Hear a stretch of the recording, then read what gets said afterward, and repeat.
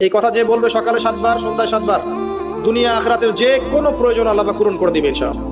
হাসবি আল্লাহ লা ইলাহা ইল্লা হু আলাইহি তাওয়াক্কালতু ওয়া হুয়া রাব্বুল আরশিল আযীম। হাসবি আল্লাহ, আল্লাহ আমার জন্য যথেষ্ট। লা ইলাহা ইল্লা হু, তিনি ছাড়া কোনো ইলাহ নাই। আলাইহি তাওয়াক্কালতু, আমি তার প্রতি তাওয়াক্কুল করেছি, ভরসা করেছি। ওয়া হুয়া রাব্বুল আরশিল আযীম, তিনি মহান আরশের রব। এই কথা যে বলবে সকালে 7 বার সন্ধ্যায় 7 বার দুনিয়া আখিরাতের যে কোনো প্রয়োজন আল্লাহ পাক পূরণ করে দিবেন ইনশাআল্লাহ। নামাজটা ছাড়েন না, যত পাপ করছেন করেন, আমি বলি নামাজ ছাড়েন না। ইনশাআল্লাহ একদিন নামাজই আপনাকে পাপ থেকে বের করে আনবে ইনশাআল্লাহ।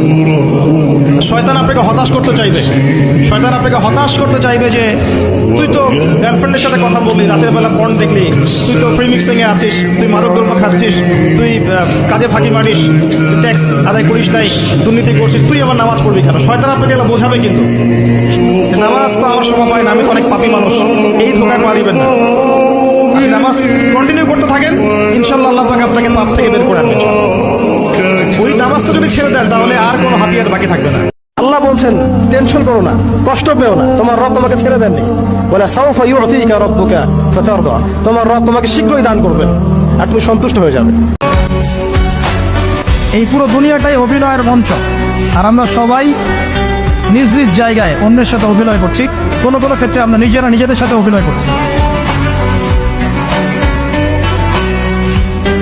আপনি মনে মনে আল্লাহকে ডাকছেন, ডাকতে ডাকতে আপনার চোখ দিয়ে পানি বের হয়ে গেল।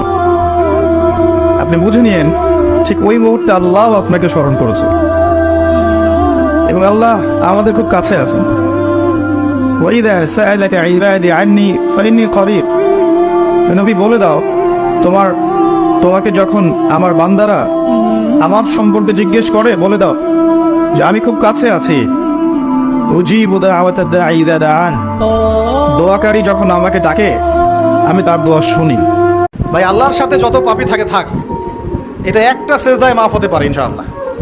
আল্লাহ পাকের সাথে অনেক পাপ আছে আমাদের মনে করে, নামাজ পড়ি নাই, রোজা রাখি নাই, যাকাত দেই নাই, ইত্যাদি ইত্যাদি অনেক পাপ, আল্লাহর হক অনেক নষ্ট করেছে। একটা সেজদা যদি কবুল হয়ে যায়, একটা ইস্তেগফার যদি কবুল হয়ে যায়, ইনশাআল্লাহ সব গুনাহ মাফ হয়ে যাবে।